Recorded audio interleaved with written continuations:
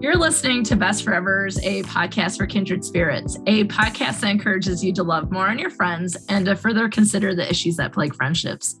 I'm Alysa Lucas, and I feel like I've been locked in a cell of grading at the end of this semester. So it only seems appropriate that today we'd be talking about Harry Potter and the Prisoner of Azkaban. Maybe this prisoner can tell me how to escape my cell of grading. The answer is finish your grading, Alysa. But I think my guest understands the end of term grading, and that is Rachel. Hi, Rachel. Welcome to the podcast. Whoop, whoop. Hi, it's so good to be here. I do very much understand. I'm currently in the same cell as you, and it's pretty comparable to Azkaban from what they've described.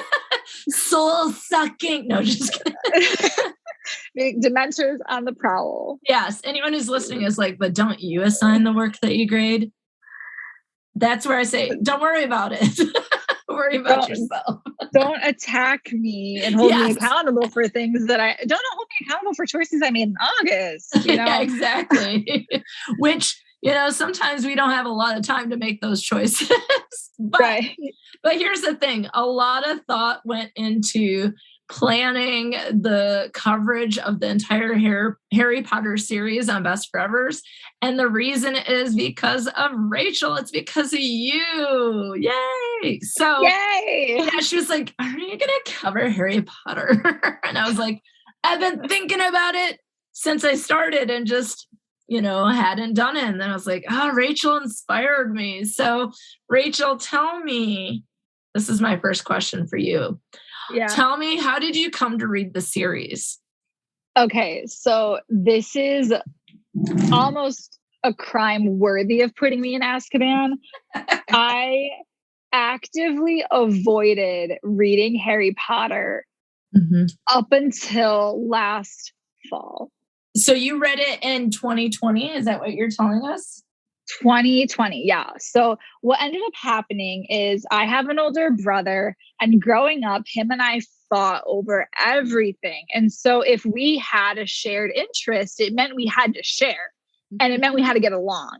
And so we drew the line in the sand of what is Eric's belongs to Eric, what is Rachel's belongs to Rachel, and Eric got Harry Potter. Oh. Eric got Harry Potter, Eric got Marvel, Eric got superheroes, literally all of the good stuff, right? Like Eric got all of that. What did Rachel get? I got Barbie movies. I got painting. I got art. I got a lot of other fun stuff. Don't get me wrong. Yeah. I got American history. I got reading and writing and stuff like that. But I did not get Harry Potter. I did not get Marvel. So these two big things just came to me like in the pandemic. So last September, my friend Autumn texted me. I live in Orlando, and the big thing about Orlando is theme parks. Yes. So I go to grad school here. I moved to Orlando. I've literally been to Disney World one time. Could not tell you why people want to go there. And my friend says, hey, I want to visit you in November. And I'm like, yeah, sure. Like, what do you want to do while you're here? And she goes, well, Universal Studios has Harry Potter World, the Wizarding World of Harry Potter. And I'm thinking to myself, shit, because I am still the kind of person who, if there is a movie, I want to read the book first to see if it's justice. Kind of like when The Fault in Our Stars announced they were doing a movie, I had to go and cry over this book before I would allow myself to go and sob in a movie theater over it. And so she calls me last week in September, and I start going, well, I have 5 weeks to read as much as I can. And so that's friendship right there. You're like dedicated to reading these books for her visit. Right. Because the other thing too is, and it's not even reading the books, it's reading the books, watching the movies, because when you go to a theme park, that is an immersive experience. And if you haven't read the books, you're not going to understand the context. But if you haven't watched the movies, you're not going to understand what it is you're seeing. Yeah. Because the visual they create content. Right. Yeah. The immersive experience is based off of what the producers in the film put together. And so from the end of September, I went to Target. Conveniently enough, I had a gift card. And I said, well, I'm not going to spend my own money on this thing. So I take this gift card and I buy the first 3 books. I ordered the rest of them on Amazon. And for those 5 weeks until autumn showed up, I did book, movie until I ran out of time. And conveniently enough, Peacock was streaming all the Harry Potter movies for free in the month of October. And so it just worked out great. Yeah, you're like, let's get this done. Right. And so I start to realize very quickly, I do adore the wizarding world. Like the idea of magic and magical creatures and potions and spells, that's really cool. And so I very quickly sort myself into a house and all the fun stuff. I learn what my Patronus is. Like I go through all of the quizzes and all of the things.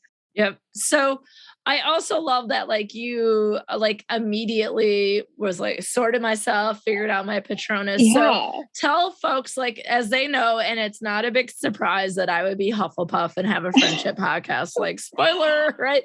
But tell us your house and if you think it accurately describes you. So, okay. This is really funny because I've been told outwardly that I'm very Hufflepuff. And that is not true at all to my house. I am a Slytherin. Oh, through man. and through. I know. I'm a snake. What can I say? But so yeah, I'm a Slytherin. I'm a proud Slytherin too, because here's the thing, right? Like Slytherins are constantly made out to be the villains. And I think that it's not necessarily wrong that Slytherins could fall into a trap of being a villain, but realistically, Slytherins and Gryffindors are two sides of the same coin. Yeah. And I mean, the Sorting Hat said it himself. Harry could have done really well for himself in Slytherin. Yeah. And so who am I to say that if Harry Potter almost ended up in Slytherin, that what's wrong with it? Right. And there are a lot of things that I adore about being a Slytherin. The cunning and the ambition is truly unmatched. Like I know I have lofty goals for myself. Hey, awareness is half the battle, right? Right. And so I know that I have lofty goals. I have big ambitions and I'm very strong-willed in that sense. Like I will always do what is best for me. I keep my plans close to my chest. I'm not out here to do things for everyone else. I'm here for myself. And that's what matters. Get it. Right. And then I'll also say working in education, the self-care train is hard to get on. I'm the damn conductor. So here we go. Oh God, I love that. Cause it's like the Hufflepuff in me is like, I hope I'll get some self-care in today. Whereas I'm over here telling my students that I advise to remember to schedule your free time. Yeah. If you don't care about yourself first, what are your priorities? It's not selfish. Amen. But what I think is really fascinating though, Rachel, is that not only did you start reading this like a year ago, is that you also created a business for yourself. And this is so amazing. And one that I have frequented. Because Rachel is the designer for the 2 Harry Potter themed stickers for the podcast. And she has an Etsy shop called Night Boss Lost and Found. So tell us about it, the name, what made you decide to do it, what you're up to now. Give us a little bit of the 411 on your business.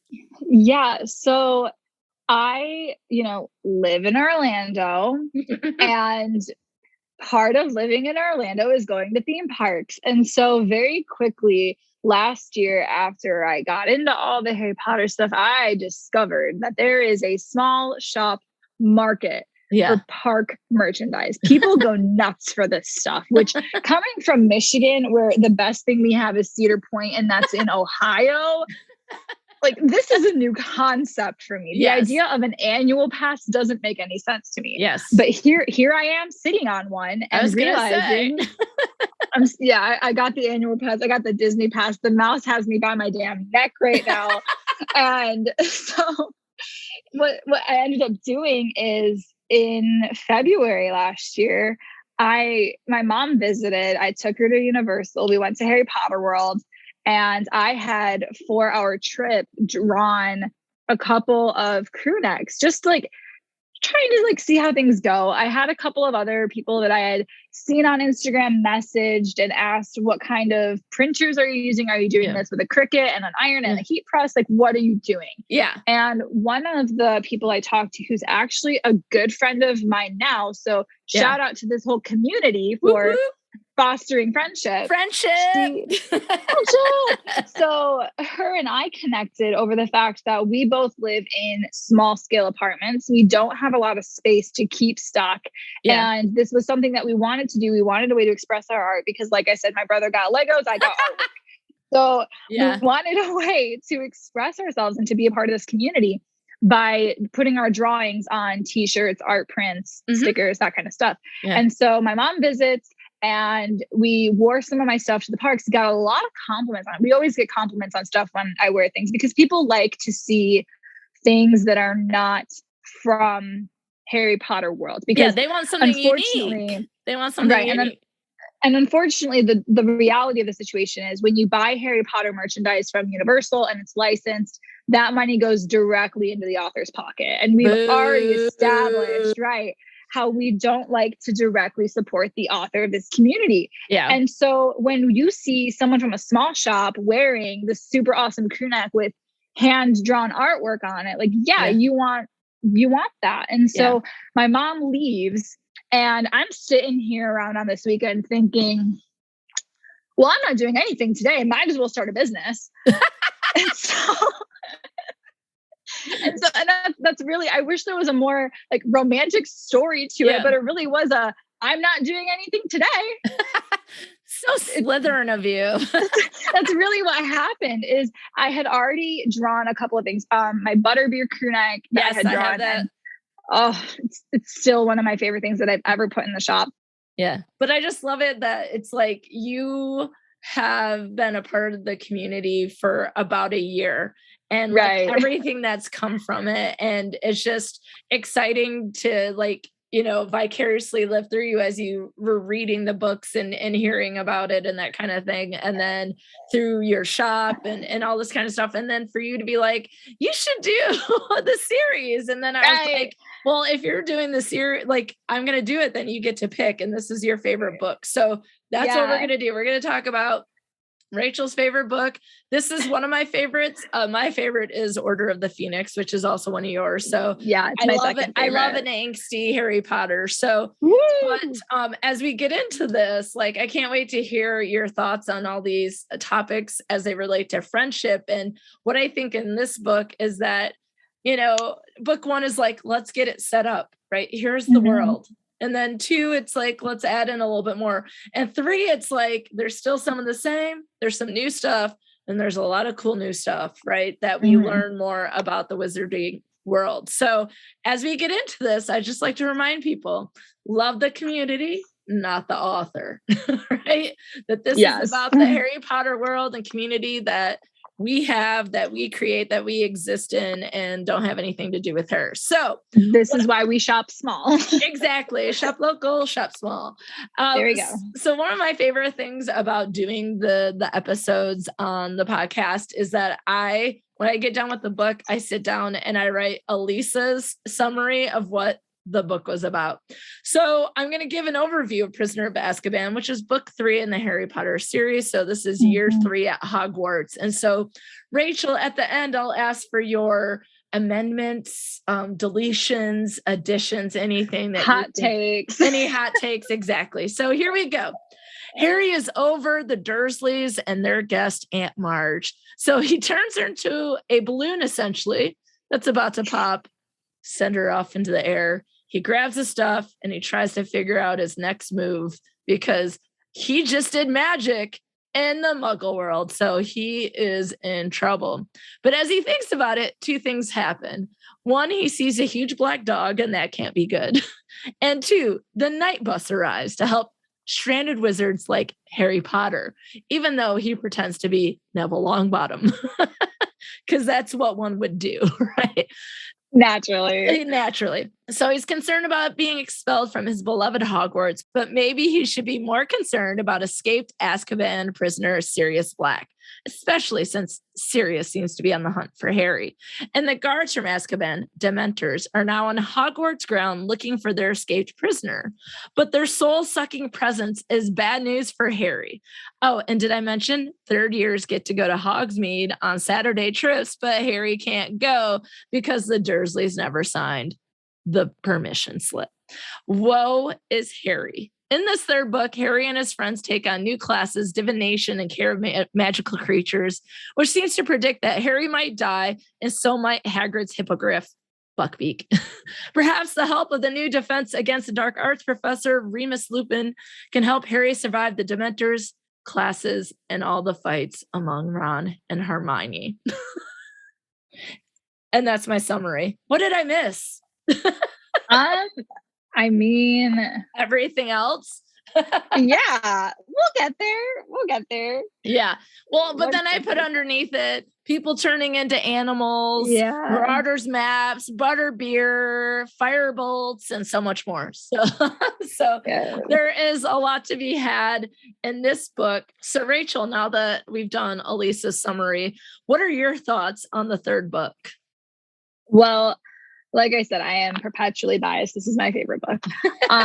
But I adore that this book reads like a murder mystery, and it opens the floor for us looking at Harry, Ron, and Hermione as teenagers, right? So the first 2 years, we do see them as little kids. And then in the movies, even there's a shift in their age significantly between 1 and 2 and then 3, right? Yeah. And so when we read through book 3, we are finally getting a little bit more of the Hogwarts as a school and how that impacts their development, right? So we see them struggling in class. We see how much Ron and Harry are not doing well in divination and how Hermione hates it. We see that Hermione is taking the time to explore other classes and topics. And then, of course, the whole permission slip thing is very high school, where you don't want to be that one kid that got left behind because your parents said, no, I don't think it's safe to go to the zoo. Well, and of course, Harry Potter doesn't want to be left behind because he's been left behind his entire life. He hasn't had these experiences. So he is like on that permission slip. He's like, who's gonna sign this? Right. And I know there was even the moment that he had asked McGonagall if she would sign it, and she was like, no. And I mean, like, that's also a very important moment for us to recognize. Harry sees McGonagall as a parental figure. Yeah. And she's been kinder and more genuine to him than the Dursleys ever have. Yeah. But she also knows her place, that she is not his parent. If he wanted someone to bend the rules for him, he should have gone to Dumbledore. Yeah. And the only thing about that interaction I was like, maybe be kinder about the fact that his parents died. She's like, I'm not your parent. Yeah. I wish you would have been like, I know my parents are dead. Right. Like, yeah. Right. Like, let's be a little bit more sensitive. It was really the one time that they didn't make a joke of Harry's dead parents. Right. Yeah. Because every other chance they get the opportunity, they do. Yeah. It's like, my parents are dead. Or I'll just be like, you didn't see him, Harry. Your dad is dead. I'm like, oh my God. Like, people, can we be cool? Like, honestly. Like, he was only a baby. Yeah. It's like, come on. So any other major thoughts about the book? I adore that, especially in the beginning of this book, we get to see more of London. And we get to see Harry out in the neighborhood. We get to see the night bus come around. We get to see, and then in the movie too, that scene is so fast paced, but we finally see the outside of the leaky cauldron and how they literally have their world in the center of the Muggle world, the mortal world that we all come to know. And so it's really cool for us to finally see where the two sides of the bridge connect. Yeah. Right. And we get that feel of, we need to now be more serious about where Harry takes his magic, because he breaks the rule of no magic outside of school when he turns Aunt Marge into, Violet Beauregard, the blueberry from Willy Wonka. That's basically it. Violet Beauregard's Aunt Marge, and he thinks that he's going to be expelled for it. Like we go through this internal monologue of, oh my gosh, I'm going to be expelled. I can't believe I did magic. And Cornelius Fudge walks in and he goes, "You're fine, Harry. It happens." Right. And so the seriousness of doing magic outside of school, because of the direct impact it has on the community and that balance between the wizard and the muggle world, that's really cool. Cornelius Fudge mitigates that seriousness a little bit when he says, "Yeah, Harry, it's fine." Yeah. But well, I think it's cool because like Ron doesn't like understand it. Hermione might understand a little bit, but we don't get to see that, right? But it's this idea of like when you live in the wizarding world, you can do magic as long as you're not underage or you're a certain age, right? Like, so it's not as much of a concern. And like, when we make poor decisions when we're that age and thinking about like what's going to happen to us. And like the only reason why I don't think anything happened to him is because he already had basically a killer after him in Sirius Black. Right. So they're like, well, you know what? Don't worry about it, buddy, because we need to catch Sirius Black. Right. And of course, I mean, there's even in chapter 1 of this book, we see Ron try to interact with the Muggle world when he calls Harry. And that entire conversation, I mean, it's a whole page long. I would love to quote it, but it's right there on page 4 about how we see Ron struggle to understand the Muggle world. And we finally get to see that bridge and the impacts it has in this book. And of course, Harry has a murderer after him and doesn't know, but it emphasizes the danger that Harry's in. Cause like you said, he's constantly in danger. Yeah. So he's constantly in danger, and we finally see that danger follow him into the Muggle world. Yeah. And I think what's fascinating about it specifically is that he has 2 worlds, but in one of them, he doesn't have friendship, and the other one he does. But in the one that he doesn't have friendship, he's not in danger per se. But in the one in which he has all the support is where he's in danger. And I'm like, what are you trying to say? Having friendships is dangerous? Or but that's an interesting juxtaposition, is that here's a world where you're safe, but then you live with people who don't truly care about you and neglect you, and you're not able to do anything or express your thoughts. But then you can go here, you're in danger. You can fly on a broom and play Quidditch and you have friends. Well, then I'm going to do that and be in danger. So I do like that. I think you're right that the world is expanding a bit, or how we understand it and what it means for Harry. But I think as we hit a book in a series, like we're in book 3, that there's a lot of things that are still the same, some of which we've mentioned. So kind of want to go like, what's still happening for Harry? Well, we know he still hates the Dursleys, and like Aunt Marge there, just the absolute worst, right? Like what a nasty person, talking about his parents. Awful. And then and then the Dursleys allow it. Like, so he just has to accept abuse until the fact that he does the Willy Wonka, and then he runs out with his stuff, and then he's like, what am I gonna do? Right. So the Dursleys is still like a no-go. And, there's a moment at the end of this book where Harry thinks he might not have to go back, but unfortunately that's not the case. So what's still the same once you get to the Harry Potter sort of like he's in the magical world? Draco is still an enemy. So that's still there. And not only that, but somehow Slytherin's table got moved right next to Gryffindor's. Wow. And like Draco and Harry are like back to back. And I'm like, oh, they're just increasing the drama. Why would you ever put Slytherin next to Gryffindor? You got to be kidding me. But it is one of my favorite lines in that entire movie is when Tom Felton as Draco goes, "Is it true you fainted?" Like that's so funny. The fact that they were able to include that because they kept that detail in the movie. Absolutely. Yes. Thank you. Thank you to the director. Yes. Oh, and when we get to the movie, there's so much good stuff. I think it is one of the best movies. Hands down. Yeah. So, in an extension to that, Snape still really dislikes Harry. I think we learn a little bit more why in this book. Yeah, that's for sure. That greasy haired man that some people like for whatever odd reason. Ooh, hot takes on Snape and Dumbledore. Watch out. You're going to get a lot of them in this book. And off mic, I got a hot take on Hermione too. So we'll see if it comes back to play later. It probably will. Okay. It probably will. So something else to stay the same. Harry, Ron, and Hermione are friends. And one of the things that I like is that before Harry goes to Hogwarts, it's his birthday, right? And it's like last year was the first time he like got gifts in like book 2, right? So this year he gets gifts again, and the one from Hermione, he sends a note, and she sends a note, and he's all like reads it, and he lifts it, he's like, oh, it's probably a book. It's like heavy, and so she has this like assumptions that like Hermione's just gonna be like Hermione and get something that she would like, which is a book. But what she does is like really thoughtful, and he's like almost blown away by the gift that she gets him, which is like tools to keep his broomstick up, right? Yeah, like really, it's kind of like if you have a bike and you're something to help take care of your bike, and like he's almost seems like moved by it, like it's something that's really like it's a moment where it's almost like, okay, Hermione does get me, because sometimes like, when people get you gifts, you're like, do you know me? Are we friends? Like, are you just going to get something that's for you? And so I think that's a really great moment.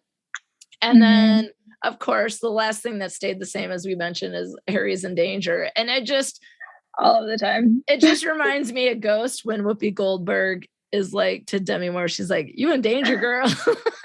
Right. Like, now it's like, why am I in danger this time? Like, what's going to happen? And then guess what? Spoiler alert, he's going to be in danger in book 4, 5, 6, and 7. Oh my goodness. Harry really said, oh, you want to play? I'm going to bring the whole damn circus. Like, that is what he did. JK did not make it easy for this man. No, just think about, like, essentially he has to find a way through the support of other people to be resilient. And that's like that forced, experiences of things that are difficult. Seems just like unfair that he would have to take on so much that so many other people his age would never experience that. And so it just reminds me of like sometimes the differences that people have in like their experiences growing up and the different types of trauma they might experience. And like, we are watching him experience trauma in reading about it in every book, right? It's like, when does he get a break? I hope he's retired and just is like watching his kids grow up and and I mean, isn't like Quidditch matches, seriously, isn't the last line of the last book, and all was well? Well, when is it going to be well? Like, honestly, that's what the question is. Never. It's never going to be well, right? But like, even when it's well, it's not. Well, but even at the same time, despite like all the things that are dangerous and especially in this book, as we get into, like, Sirius Black is after him, and he is an escaped prisoner from Azkaban, and he's murdered, was it like 12 people? Yeah, 13, something like that. 13 and a lot of years. People. Yeah. He's a murderer. He's a murderer. He's a serial killer or a mass murderer, I think is more appropriate. Yeah. But at the same time, like, because of Harry's age, he probably thinks he's invincible.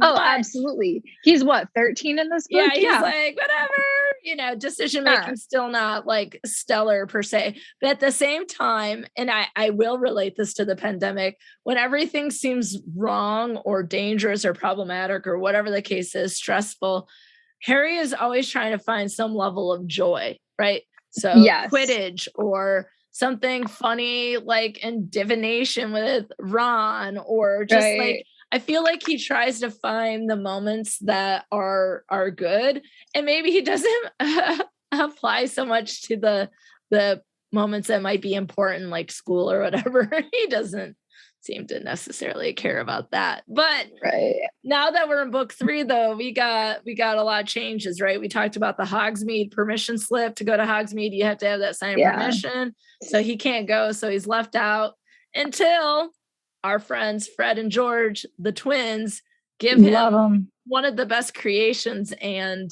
objects from the Harry Potter series, and that's the Marauders Map. Mm-hmm. Yeah. And that map, oof, that is the one magical item I would love to have in my back pocket. I don't screw the invisibility cloak. I just want the map.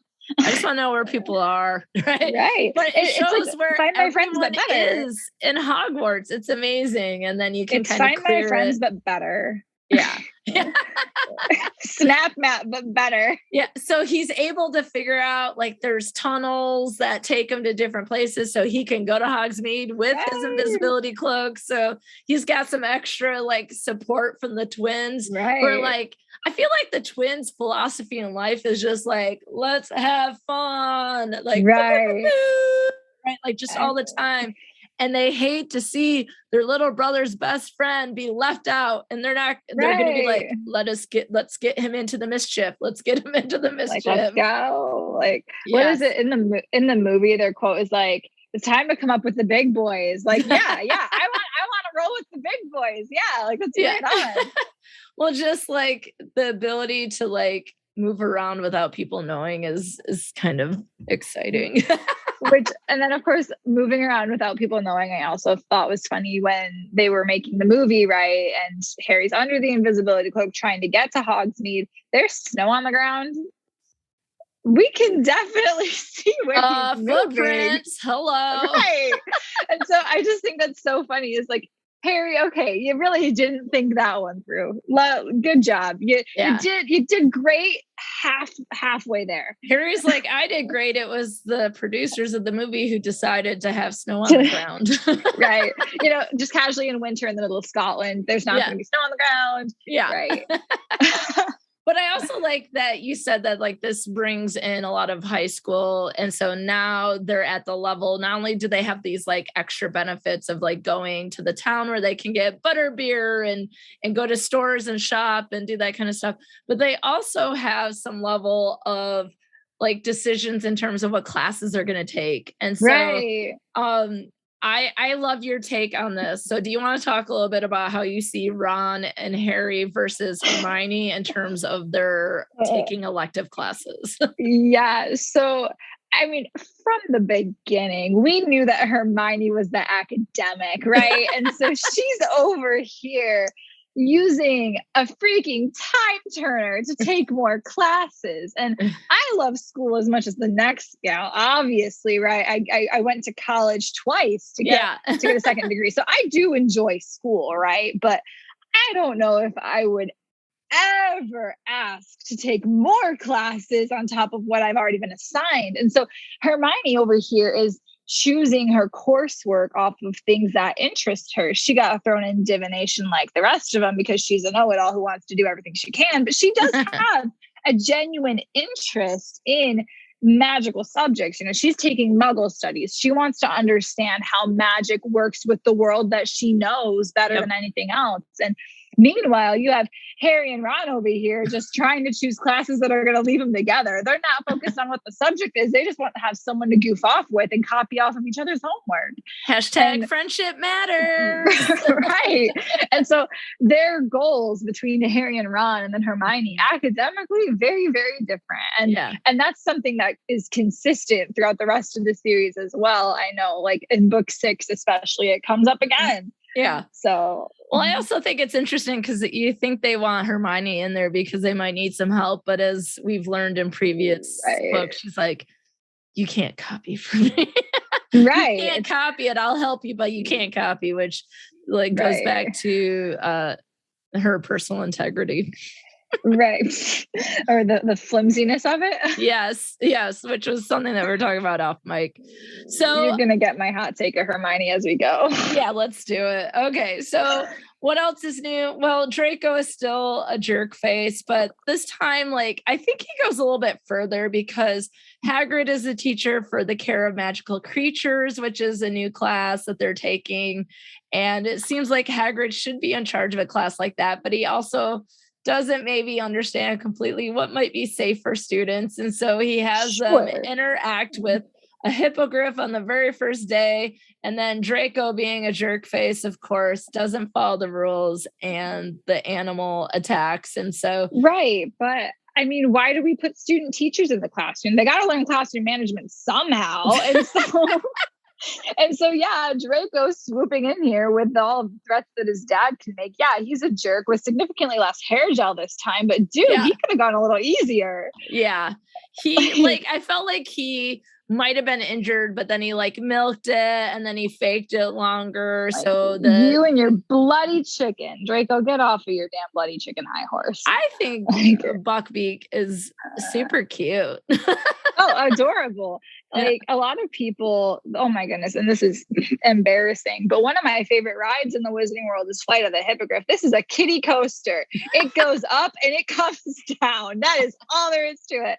But I will always ride this ride because it's the only place in the Wizarding World that you get to see Buckbeak. And his animatronic is fantastic. It's adorable. Like, yeah, I want to spend all of my time with this Hippogriff. I really do.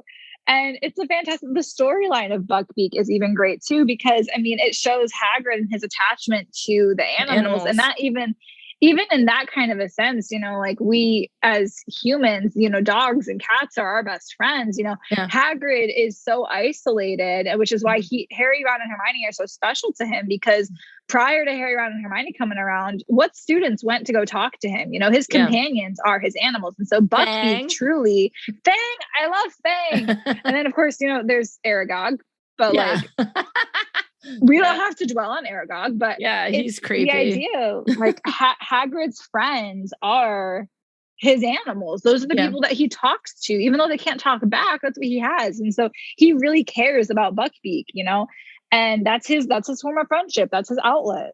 Yeah, and I love that Crystal and I talked a lot about that in for Chamber of Secrets, right? Because of the creepy ass spider out in the woods. But why couldn't you be followed the butterflies?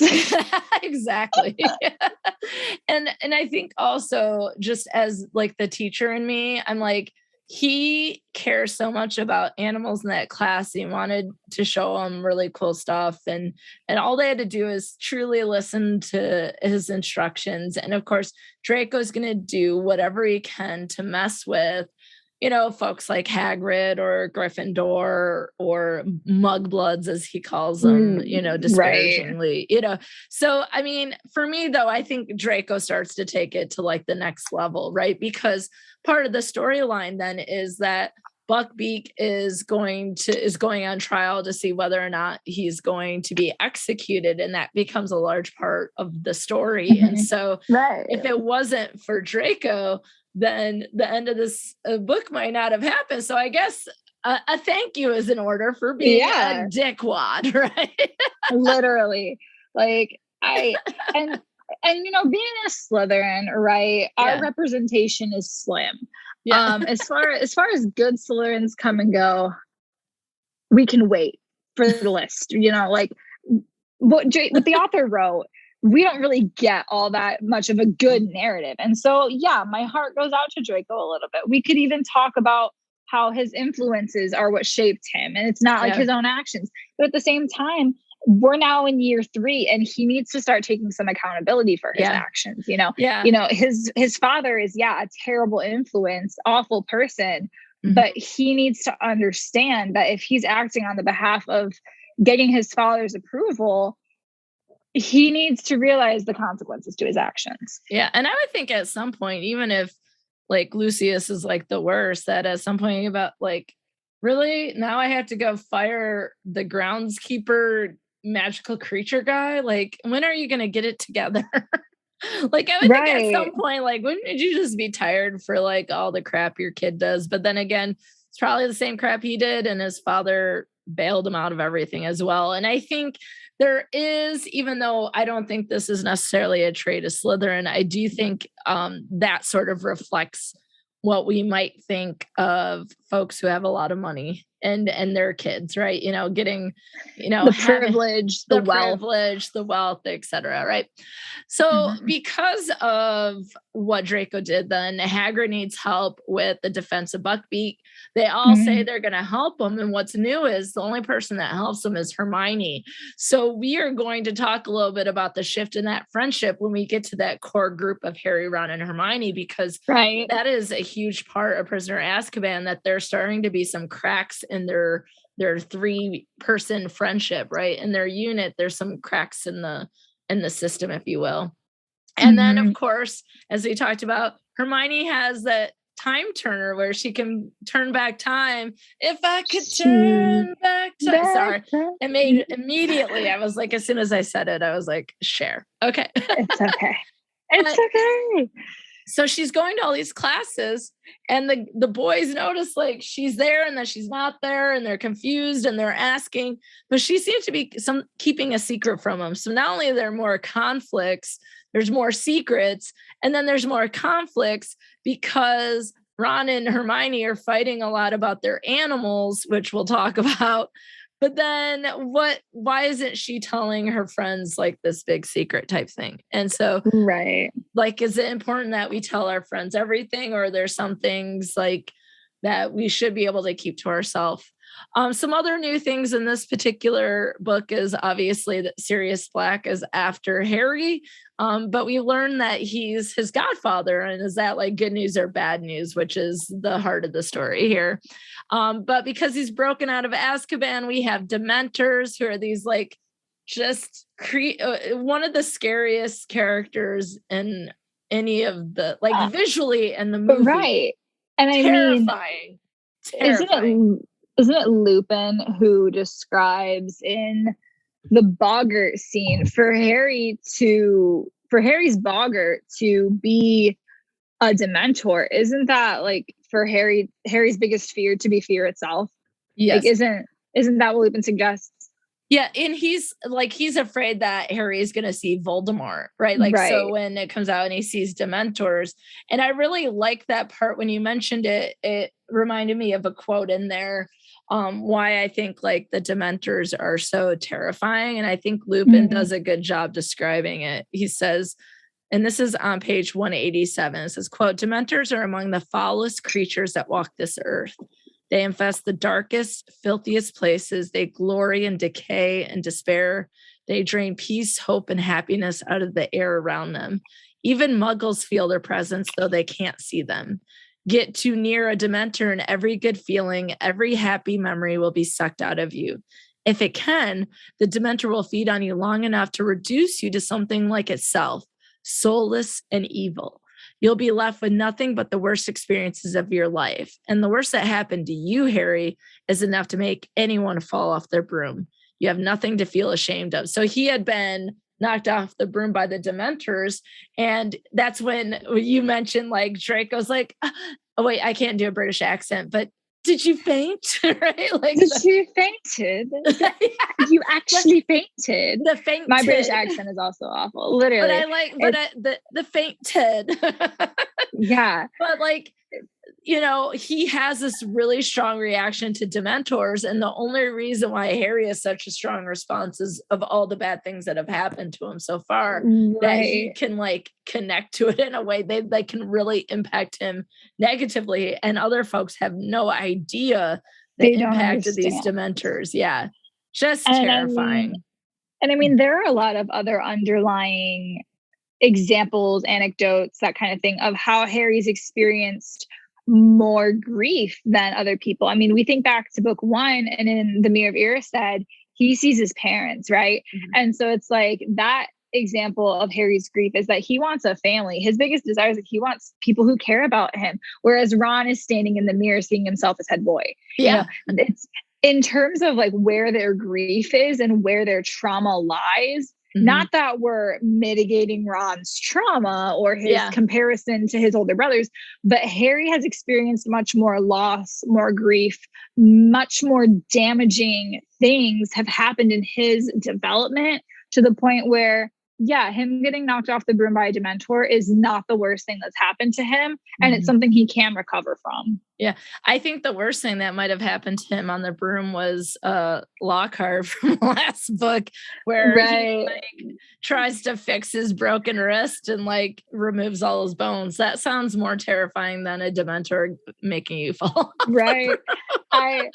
You know, it's really funny in the Wizarding World in Diagon Alley, in like the window of Flourish and Blotts, they have like that Gilderoy Lockhart, they have his entire collected works and a moving photo of him. And I think it's so funny that if you've seen, there's an end credits scene in the second film, which I don't know if you've seen it, but it is like Gilderoy Lockhart in a straitjacket. Yes. And so I think it's really funny that they brought that into the wizarding world to like emphasize, oh yeah, Gilderoy Lockhart, all of his published works. And I think it's so funny that they brought that in because he was awful.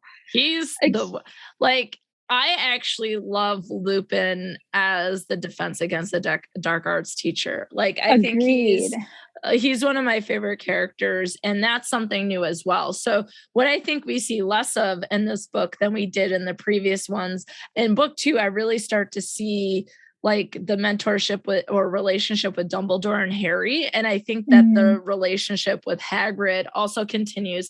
It continues here, but because they start fighting with Hermione, there's less Hagrid. And so what you see is that because Harry is so impacted by the Dementors, and Lupin was there the first time he was impacted by a Dementor and was able to stop the Dementor. And he's the defense against the dark arts teacher. He agrees to help Harry. And so they spend time together because he's teaching Harry how to create his Patronus, which will help him get rid of the Dementors. Right.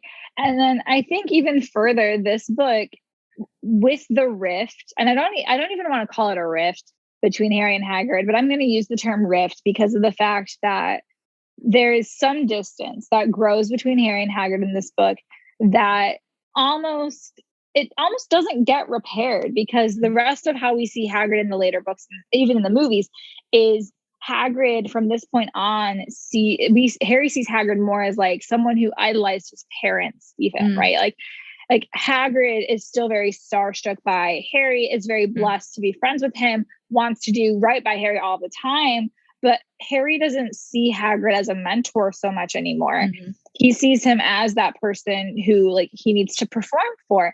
And in the later books, later movies, Harry seeks mentorship from Lupin, from Sirius once we find out the truth, and all these other things. And so this now connection between Harry and Lupin opens the door to Harry finding a connection with his dad and kind of not pushing Hagrid off to the side, but creating that distance of Lupin knew my dad. Yeah. Hagrid knew of my dad. Yeah. Kind of a thing. That's a really interesting point and distinction, because I think that when Harry came into the world, he's like a sponge. He's taking everything in. And here's this person who came and got him and is like, you're a wizard, Harry. Right? Like, you know what I mean? Like, Hagrid was the first person to connect, and then wanting to defend Hagrid in book 2 when he was accused of opening the Chamber of Secrets and all that. And what we see now is that I think that the three of them, Ron, Hermione, and Harry, when he becomes a teacher, almost in a way, they don't see him in that responsible teacher sort of vision. Right. And so almost like, if I was that teacher, I make a different decision. And it's like, you're 13 and he has cared for magical creatures his entire life. Could he have some more training? Absolutely. Yeah. But I think it changes the way they see him. I agree. And it's almost like the notion we have in our society where sometimes, depending on how many degrees a person has, they'll get more or less respect from other people in academia. Yeah. Which, working in academia, it's stupid. Like, who are you? Even if you have a doctorate degree in a field, but you have no experience working in that field, who are you to tell? Yeah. Like, there's got to be some equalizer there. And so, Hagrid is not the academic, but he's been caring for these creatures for years and years, and he's really freaking good at it. Yeah. And an academic view of caring for magical creatures is not what you need. You need a practical sense. Maybe he could have considered what might happen, or there's a little bit more training or something he could do, but he's not a teacher. He's a caretaker. He's a caretaker. And so I think that it's almost a little unfair, like definitely unfair in like how Draco treats him. And then like, I think it just changes the view of how they see him. And I think as Harry learns more about his parents and he discovers like who his parents were friends with or not friends with. And then he gets to interact with these people. And as he gets older, sort of, there's more time with Dumbledore. There's more time with Lupin. There's all these other things that he has multiple people to then turn to. And so some ways it's got to be really hurtful to Hagrid, maybe not to have that relationship anymore. But one of the things is that we do have to understand that, especially someone who comes in as an 11-year-old that you meet and then grows into like an 18-year-old, adult, is that their life is going to change, and that, we might not always be something or the most important thing to that person, but we're still going to be part of their life. And I think that's a large change. But I really do like Lupin. I feel like he's sincerely trying to help Harry without any other agenda. And like, I agree. Like, I realize he does have a slight, it's not an agenda. He has a connection to Sirius Black. And so that comes into question. But I think truly just being like the Dementors and getting the Patronus to get rid of the Dementors, I think he's sincerely wants to, and it's got to be so exciting. You look at this kid and he's like, this is like seeing my buddy, right? Like that's got to be so cool for him, Yeah, I think that Lupin's take on Harry is he didn't witness his buddy's death firsthand, but he experienced the aftershocks of it firsthand. And this is his best buddy's kid. Yeah. It's like, he's not the appointed godfather, but he is, It's like, I know for a fact that even though we're not related, I'm going to be Aunt Rachel to all of my best friends. Absolutely. Kids, Absolutely. Like he's Uncle Remus. He's Uncle Remus. And boy, does Uncle Remus have a little bit of a secret though, too. Just a little, but it's like in that case, I'm going to look at my buddy's kid and I'm going to want to protect him. So Lupin is out here trying to be a good defense against the dark arts teacher and teach practical defense. Similar to what Hagrid is doing. And I think they respect Remus more than they did their previous teachers because they're actually learning things. If only they knew his secret. Wow. But it's like, Remus is here teaching practical defense against the dark arts, but then he's committing extra time outside of the classroom to especially equip Harry, because not that he could predict what was going to happen down the road in book 5 with Dumbledore's army and all that stuff, but he wanted to protect his kid. Yeah. Right. He wanted to pull an Iron Man and put a suit of armor around the world. He wanted to protect his kid because he couldn't protect his friend.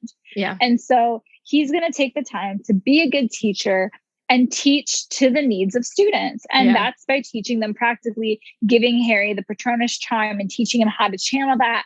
Mm-hmm. And additionally, making sure that he is safe, confiscating the Marauders Map, that kind of thing. Like understanding that even though, and I don't think, Lupin obviously has bias about Sirius, that's his best bud, but I think in the movie, like before, like Lupin admits that he didn't know the whole truth. In the book, he doesn't know the whole truth until he figures it out, because Harry tells him that he sees Peter Pettigrew on the map, right? And so in that, he is doing his best to protect Harry from what we all assume is a mass murderer. Yeah. And at the end of the day. And as we're starting to reveal pieces, and I'm sure most people who are still with us at this point have spoiler alert. No, I was going to say have read it or seen the movies or just excited to hear us talk about friendship in the wizard world. And so I think what that comes to is that there are two major friendship groups in this book, right? We got Harry, Ron, and Hermione, and then we have Sirius Black, who was best friends with Harry Potter's dad, James Potter. And you have Remus Lupin and you have Peter Pettigrew. And then you have Snape. Snape, Severus. Not that guy. Yeah, that guy, who I think is similar to how you described Hagrid. I think Snape wanted to be friends with them and they didn't want to be friends with him. I think also my thoughts might change as I reread, because I haven't reread the later books in a while. So, but that's how I feel right now. But I think the big thing with Snape, and I know this will come up when you talk about the later books, is Snape had a pre-established friendship with Lily.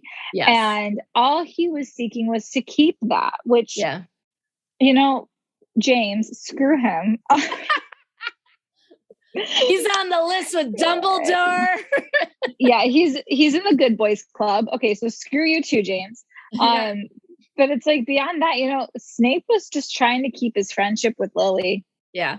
And that's hard to do when, like, that's the thing. We put so much pressure in our society on like we have this heterosexual focus. So anyone who are, opposite sex, they must like each other and should date each other and that sort of thing. And okay, maybe Snape was in love with Lily or liked her, but like that's the thing is like people, James is gonna be threatened by that, and then the friends are gonna support James in that, and then it can be a hot mess express, right? Especially also, in high school. But also, I would just like to throw it in there, right? Like they're 13. The only thing I loved when I was 13 was Dino Chicken Nuggets. I still love Dino Chicken Nuggets. So that maybe isn't the best example of a long-term love story that started at 13, but like, yeah. Who is little Severus Snape to know what romantic love looks like when he's 13? Well, that's true. Although I'm trying to remember what, 7 different boys I had crushes on when I was 13. I mean, I had my first crush in kindergarten. My life. Oh, don't get me wrong. I had my first crush in kindergarten, and on the second day of school, I wrote him a love letter to prove it. So nothing ever came of that. Yeah. Absolutely nothing. But I think you're right. I think it's important to recognize that Snape was friends with Lily, and Lily and James are together. And then James has these friends, and they're like the popular kids. And then Snape, not so much. And it probably feels like he's trying to quote unquote weasel his way in. And then, they create a prank, and then James Potter is declared a hero for saving Snape when really all he did was get cold feet and doing the prank. So he was going to participate in it, but he didn't. So you start to understand Harry Potter's dad and his friends and why perhaps he gets blasted by Snape all of the time, because as I said, Lupin seeing Harry Potter's got to be really exciting because it's like seeing your friend right in front of you. But for Snape, it's a reminder of all of his bad days at Hogwarts at the hands of Potter and all those other guys. And so, and then, of course, we even hear Snape talking in the earlier films, earlier books, in the moments when Snape almost disciplines Harry and Ron for smashing into the Whomping Willow. He even says, if it were my choice, how would Snape discipline Harry and Ron differently? And it would be drastically different because Snape is not blind to the things that James got away with. Yeah. And he's not blind to the things that Harry is getting away with. I mean, Harry gets away with a lot of crap. And the thing is, what's interesting is if his parents are still alive, would he be who he was? Would he still be the Harry? He isn't going to be infamous or famous like he would be unless his parents perhaps had died, right? But would he be able to get away with stuff at school? Would he have all these people allowing him to get away or enable it? Or would he have parents who are like, oh, son, I did that stuff when I was your age and you're not going to do that stuff. And so would he have like stricter parents? And there's a lot of assumptions, like even in the later books, we find out Neville was almost the chosen one. So had Harry not been the chosen one, would he be more like Neville, who we know to be a timid, clumsy, awkward character? I love Neville, though. Let me take a step back. I love Neville Longbottom. Through and through. He is one of my favorite characters. One of the only characters with actual character integrity. Heaven forbid we write some characters with integrity in this book series. But I love Neville. But so Harry might have ended up like Neville. But like instead he didn't, like had he had parents, would they have incited his reckless behavior? He wouldn't have needed Dumbledore to enable him by giving him an invisibility cloak for Christmas in his first year. Like, yeah. Dumbledore is the instigator here. And McGonagall sent him his first broom. Isn't that correct? McGonagall. Yes. McGonagall. I mean, they're all they all take part in helping Harry. They are. And I think Snape is always just like, are you guys serious? We're doing this again? Like, right. This is just the same thing over and over again. Over and over. And I'm not Snape's number one fan. I'm not going to say that I love him. I'm going to die on a hill for him. I'm not a Gryffindor. I'm not a martyr. But at the same time,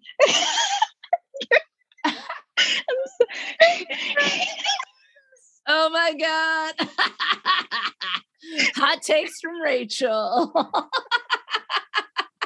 But so I'm not going to die on a hill for Snape, but I am going to say that as Harry's antics continue to happen, Snape is one of the only, and he's not objective, but he's one of the only parties who views it through the lens of, are you freaking kidding me right now? It's not quite objective, but it's a lot better than the enabling, I guess, right?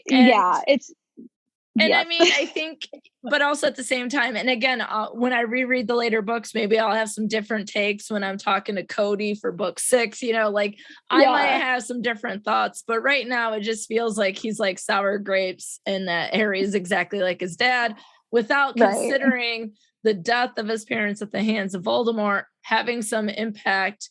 And like, although Harry has some antics, like, I don't think he wants the attention that he gets, right? Like, at least in the first couple books, I don't think he necessarily, like, he doesn't want that one creepy, creevy kid following him around, be like, hey, Harry, hey, what's going on? Like, I think he's like, no, thanks. Like, do I think he enjoys the attention he gets from winning at Quidditch? Absolutely. I don't think, though, that he wants to be famous for what he's famous for. And I think like that has impacted who his friends are, how he goes through the school, so on and so forth. And I think like Snape is just over it from the beginning because it's just a reminder every time he sees Harry Potter. But what I can say about the popular kids, James Potter, Remus Lupin, Sirius Black, Peter Pettigrew, what's interesting about their friendship is this. So Lupin's secret is that he's a werewolf, right? And so this was the case when he was at Hogwarts, and they created the Shrieking Shack that's in Hogsmeade and like that tunnel so that he could go and turn and the Whomping Willow got planted. Yeah. So like there was a lot of care taken into allowing this kid who's a werewolf to be able to turn but still live a fairly, typical life. But what is interesting, although maybe they used it for evil instead of good, is that his friends figured out how to turn from human into an animal, which again, say the word for me because I always mispronounce it. Animagus. Okay. So, and they're not listed. So like the ministry keeps a list. And what we have here is that Sirius Black is a black dog. Peter Pettigrew is a rat, which I think is fitting. Metaphor, like, is like top notch. And then James Potter was what do they call it? The stag. I was like, why do we have to get large fancy? Deer. Well, they're British. I was like, a stag. Okay. So like one of the things that's cool about it is that they did that so that they could support their friend who had no choice into turning into a werewolf, right? So I was like, look at them bonding. But then they create the Marauders Map. They create all this stuff and they have all these antics. And so it benefits them to be able to turn into an animal because they can get away with a lot. And so I'm like, I love it, but then I also hate it, right? I see where they're coming from. It's like the point of they want to support their friends while he's going through his episodes. And they had it all figured out too. I mean, there was a system behind it. Don't they mention in the book when they're explaining the plot points that Peter would turn into the rat because the rat can go undetected by the Whomping Willow. So he presses on the root, and then when the Whomping Willow relaxes, everyone else scurries into the hole. It's like they had a system. They thought it through. And that is one thing I will say. Although their mischief was very unchecked and sometimes very reckless, they did think every part of the mischief through. They didn't think about the consequences, but they had their plans thoroughly thought through from start to finish. It always makes you go, but how are they doing in their classes? Because if they put the same level of effort, they probably, I mean, we think of it this way, right? Like, they graduated. Yeah. But like, maybe they would have dropped out after 6th year like Fred and George did, you know, like, whatever. Like, maybe they would have opened a joke shop, you know? It's like, yeah. Oh, I love that. What would they have done? Well, and I think, like, to wrap up this major friendship here is that they continue to be friends. Sirius was the best man at Lily and James's wedding, and then he became their secret keeper, right? So in terms of, like, he's the only one who would know where they are, and then he is thought to have betrayed them to Voldemort. Voldemort kills the Potters. Sirius Black kills like 13 people, including Peter Pettigrew, his friend. And so then he's in Azkaban for 12 years. And what we discover is that Peter Pettigrew was actually the secret keeper last moment. His animagus should have been a snake, if we're being really honest. But rat seems also like it's in the wheelhouse. You know? It's in the wheelhouse with connotations, right? And so Peter Pettigrew was Scabbers, Ron's rat that was Percy's rat, and has been this rat in the Weasley family for 12 years. And he's the one that betrayed James and Lily Potter, but it is Sirius Black who went to prison. So the movie really sort of works out all of those things, and we discover that Sirius is innocent, but that doesn't mean that he isn't going to be taken back to Azkaban.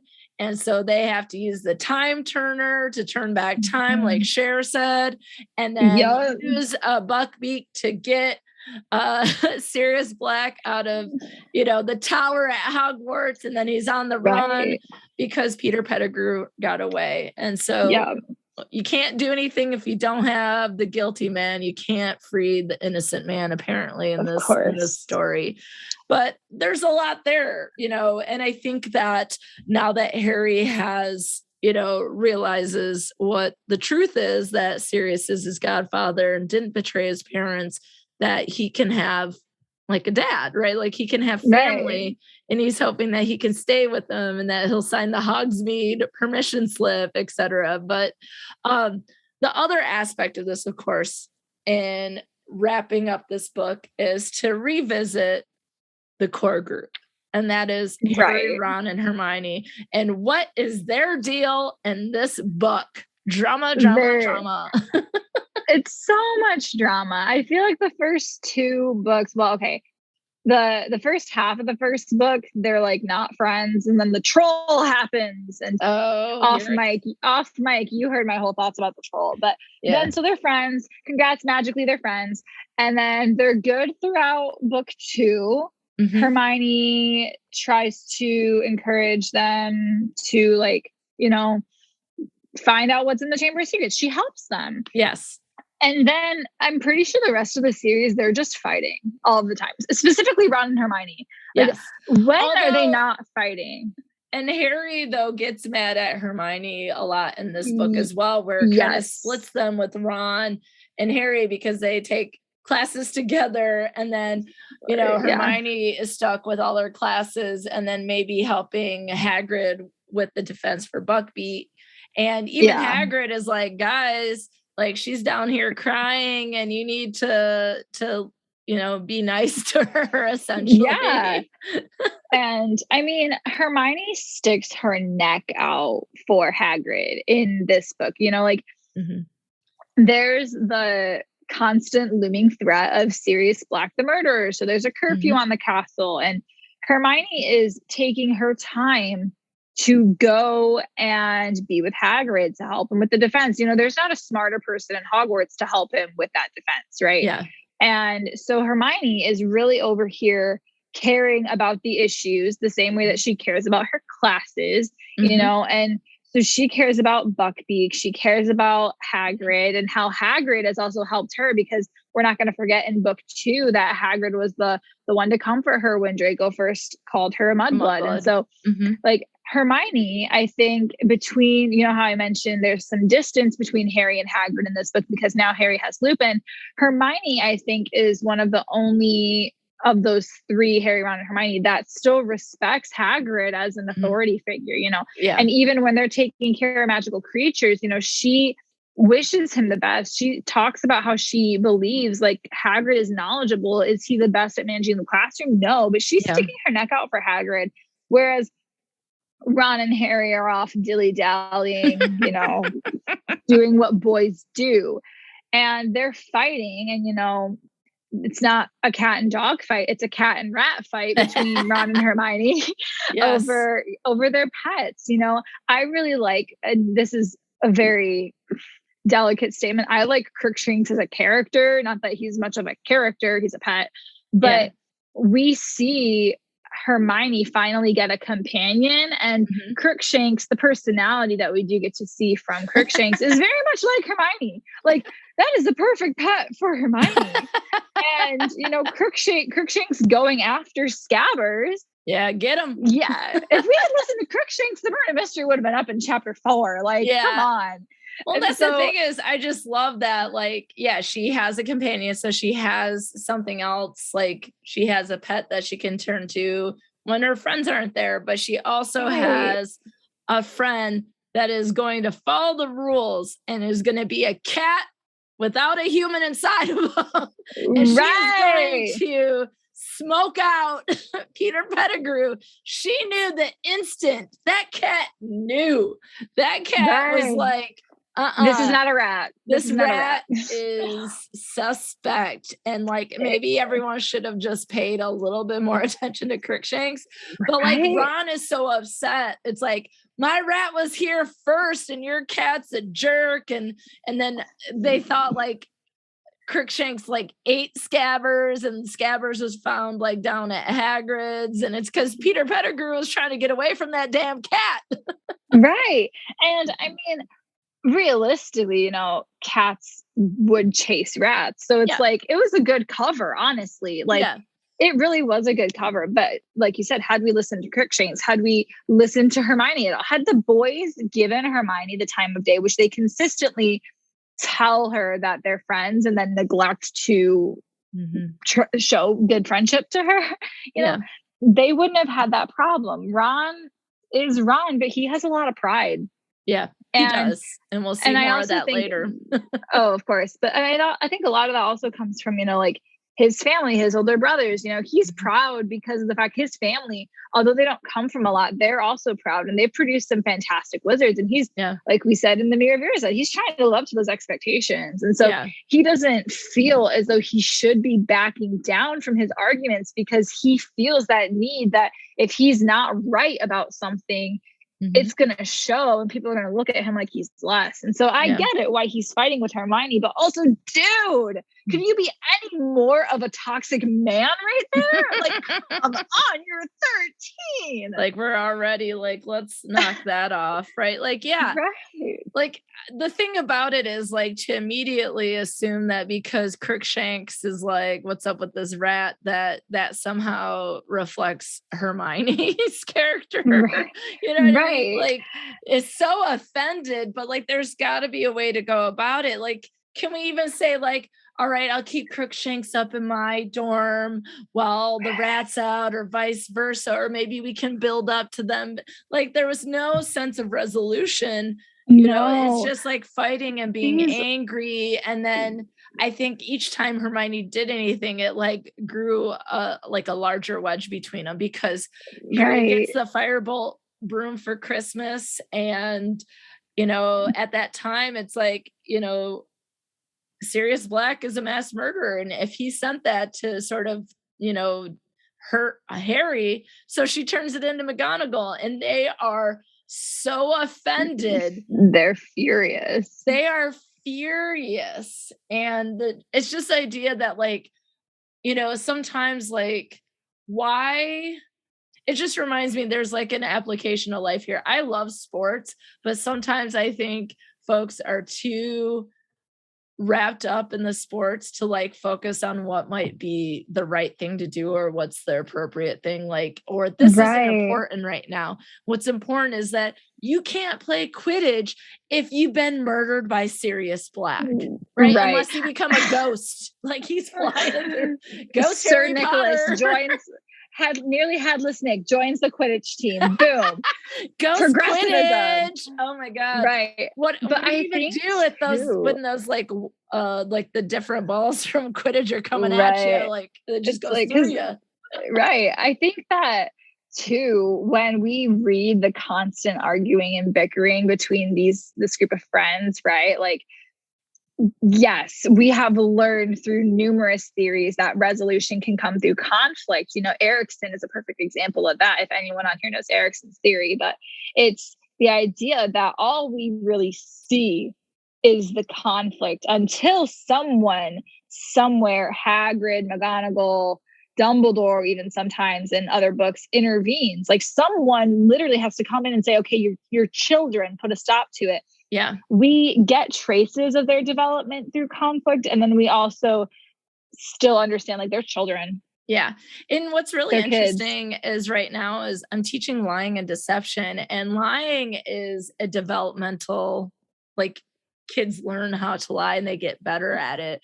And a little bit before this age group, so maybe like more like 10, you know, you really start to have like secrets. And I think that's another large part of this, and what creates maybe distance between Ron and Harry and Hermione is each time they talk with her, it seems like she's hiding something.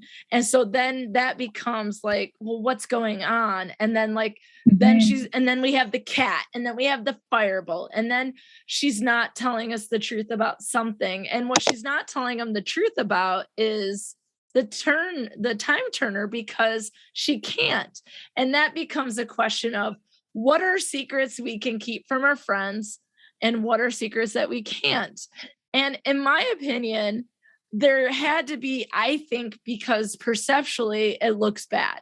Optically, it looks bad, like Hermione is lying to them.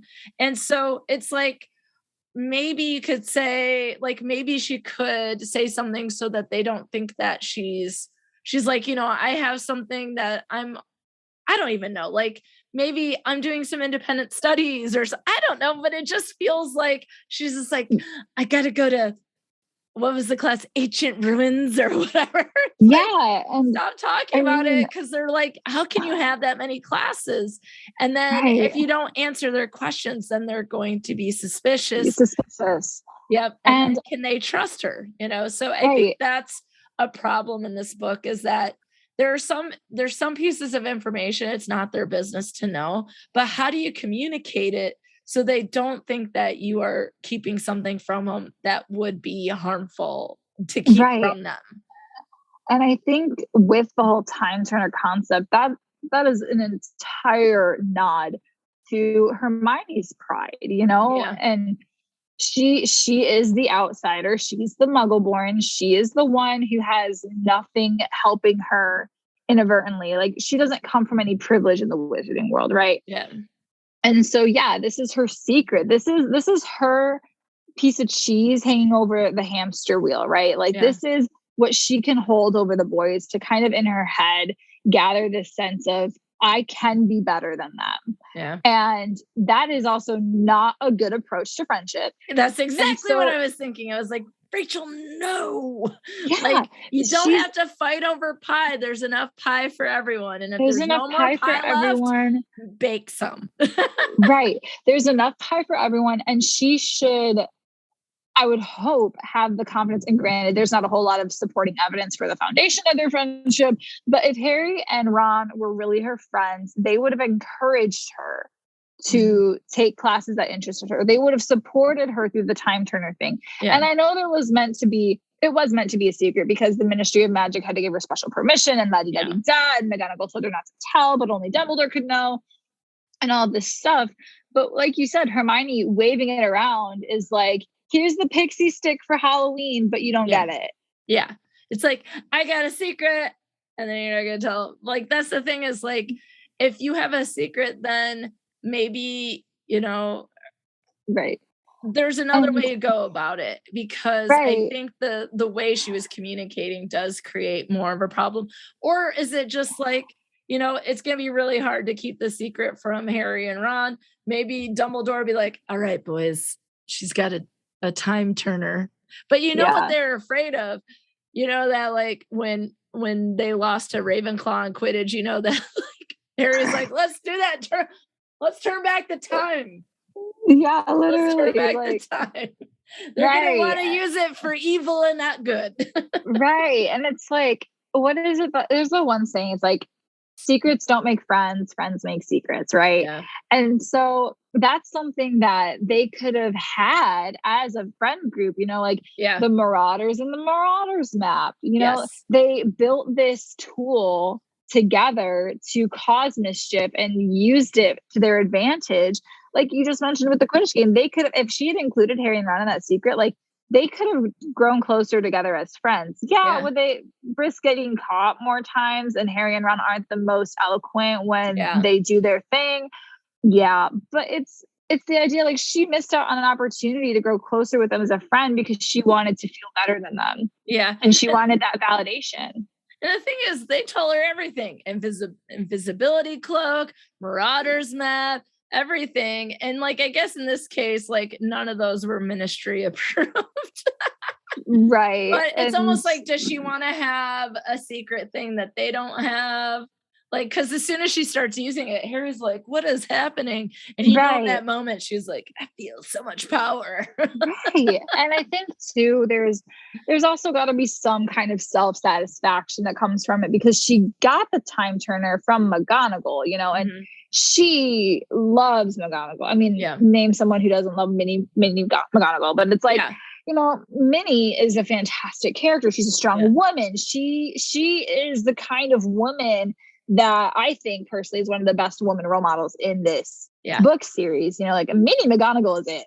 Yeah. And so I understand why Hermione wants to make her proud and she wants to be a part of this secret that McGonagall gave to her, because that's a moment of pride. Like, McGonagall trusted me. I'm 13 and Minnie chose me. She let me do this. And so does it help her to have a strong, powerful woman mentor? Absolutely. But does her sense of pride in that mentorship get in the way? Also, yes. And so there's got to be some more underneath there, you know, maybe some more layers to competing identities and things like that. Like, is my identity as a woman and my relationship with this mentor going to be more important? Or is it going to be my relationship with my friends? And granted, that's a lot of layers for a 13-year-old to comprehend. Yeah. But it's something that's got to come to terms, right? You know, the boys get Dumbledore. He's obviously the instigator. He gave him the damn invisibility cloak. Minnie is going to give something to Hermione to maybe make it a more equal playing field. Yeah.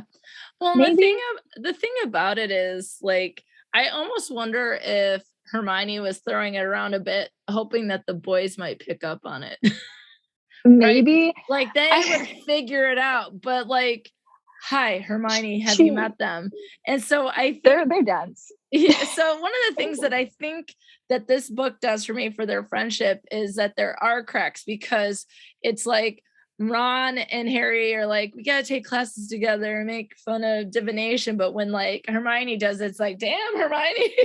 Or it's like, why are you going to turn in the firebolt? No, don't do that. It's almost like their values or ideals are very different, but they're also still developing. So they don't know how to manage conflict. They don't know how to communicate effectively. They're not making great decisions. And it really sets up to see, like, what's going to happen next. And I think that it starts to open up as we continue to see more in inner conflict with them as we go into the Goblet of Fire, which is book 4. Oh, there's so much conflict in Goblet of Fire. Please talk about it. Yes. I I didn't enjoy Goblet of Fire on my first read through because there was so much movement going around in the book. And as far as context goes, I think Order of the Phoenix laid it out much nicer. But the Goblet of Fire is another one of those examples where we get to see more of them behaving as school-age kids. You know, the winter dance. The idea of a competition. They finally get another sport where they get to compete against another school. Yeah. And that's really cool. And Harry gets to be in danger again. Oh, surprise! You in danger, girl. He's not just in danger of a mass murderer this time. He's out for the guy who killed his parents. Ooh. Oh God. And we have to see that stupid rat again. Damn you, Peter Pettigrew. Screw that rat. I still think I can't get over the fact that they made him a rat. It's perfect. It's like it is. because he's kind of a rat, because that's what he did. He betrayed his friends, and it was like he is. Maybe like the animal you picked said a little bit more about you than you thought. But then here's another question. You know, it's like I've done a lot of like Pottermore research, whatever you want to call it.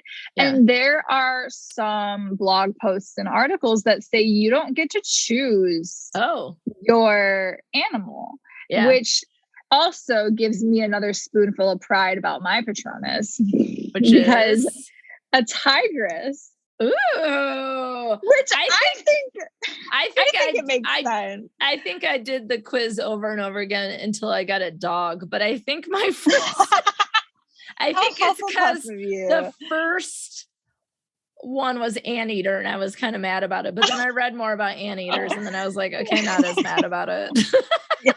But my Patronus is a tigress, and I think that's very fitting, honestly. Like that's the thing is, I don't think mine fits me, and so like obviously Hufflepuff dog makes sense because like dog is like, you know, human's best friend type thing. But I'm also like, but am I more like a sloth? like what? Like really? I need to find the animal that reflects me and just call that my Patronus. Right. Or maybe I could do the quiz again and see, and like that'll be the final one. Like this is it, Alysa. This is your Patronus, like that, and watch it be anteater again. I think it's really funny though, like looking at their Patronuses, you know, like, and then of course your Animagus, there's other articles that say like your Patronus would be your Animagus. And then the other thing is you don't get both per se. Like that was another thing is like, there's some research that suggests you don't get both. You either get a Patronus or you get an Animagus. Which one would you want? Would you want to be able to change into an animal, or would you like your animal to take away to protect you? Yeah, exactly. Right. And so like that also begs the question to me, you know, it's like Dumbledore, right? He's like known for being the most powerful wizard, but he could not form into an Animagus. He could only cast a Patronus, whereas Minnie is an Animagus. Minnie's an Animagus, but she could not cast a Patronus. And I don't know how true or accurate that is, but like that would be really interesting to think, you know, like Harry can cast a Stag Patronus. He cannot transform into one. He's not going to be able to be an Animagus. What if there was a wizard who could do both? Would that automatically mean they were the greatest wizard of all time? You know, these are the questions. Maybe that'll be the next chosen person. Okay. Who besides the author that we will not name there we go. Write these stories, because I want so many stories from this world. I want it from the Hufflepuff point of view. I want to see the good Slytherins, right? Like not the Dracos. What do you want, Rachel? You know, I want the 7 years. I want 7 books of the Marauders era. Ooh. And I want it to be kind of like oh shit. Like there's a lot of new books. I'm trying to think of an example. My first thought process was the second Percy Jackson series, the Heroes of Olympus books, where Rick Riordan took the time to write from multiple perspectives. Yeah. Let's do it. Give me a couple chapters from James. Give me a couple chapters from Lily. Give me a couple chapters from Snape's perspective. Yes. Right? Like I want to see perspectives from all of the Marauders for all 7 years. And then also the book that I really want from that is Year 5, because Year 5 is when they learn how to become the Animagus people, things, the unregistered Animagus.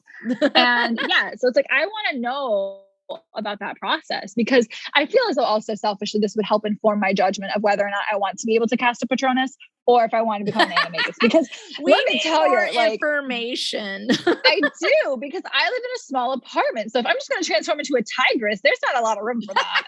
So I need to know. Yeah, like that's not gonna go well for you in that space. Not at all. It's not gonna cut it. And I have it's 3 levels. Like it's basement, first level, second level. Like how good are anteaters on walking on stairs? Yeah, it's like, Princess Jasmine has Raja the tiger that follows her around everywhere. It's like, I don't know if I got room for that kind of pet commitment, And so I already have a little tiger. His name is Ferguson. Buddy, where are you? Oh, he's so cute. Though. Yeah. Yeah. Well, Rachel, this was a lot of fun to be able to talk about all things Harry Potter world with you. Yeah. And I'm so glad that you suggested that I do this, because I truly have been thinking about it. Like on my list of episodes to do was to cover each one of the books. And I think that you bringing it up is what really made this happen. So I just wanted to say thank you. And yes, from you're a welcome. Slytherin. What? I know, right? Who would have thought? Listen, she's out here to hustle, okay? She's trying to get She's hustling. She's hustling. But no, I think what's really fun about this too is this community only grows, and I being in it for a very short amount of time. And of course, all of my hot takes come from the perspective of I read this for the first time as a 22-year-old woman who taught feminist theory to college students. And so, I have a very particular lens. I'm not reading this for the enjoyment as a middle schooler. Yeah. And even with my very specific experiences and lenses, I have not been ignored or pushed out of this community. And so you having this base of the Best Forevers podcast and everything, and we know that probably most of your listeners have read or interacted with this community at some point in time. It's really powerful to see how this community grows and expands and continues to impact lives. I mean, screw the author. It's not her community anymore. It's ours. She might have created it, but we live in it. So too bad, so sad, sucker. And I love that. That's a really, I read it probably about a little bit older than you is when I started, but I read it more from the point of view of being interested in pop culture, right? Like pop culture phenomenon. And now I'm reading it specifically with the friendship lens. And so there's so many different ways you can do this. And my friend Adri, who hosts Akio Politics, the podcast, she's going to be on for one of the books. And like that, she looks and her co-hosts look at each chapter from a political point of view. And there's people who look at it. There's so many different things we can do. There's so many stories that we want to be told. And in that case, I hope the community continues to grow. So give me some more. I want the fan fiction. I want the theories. I want the hot takes. I want the dark side of houses. I'll start sending you some links. Yes. Because there's a lot of reading to be done there. She's like, I've done some research.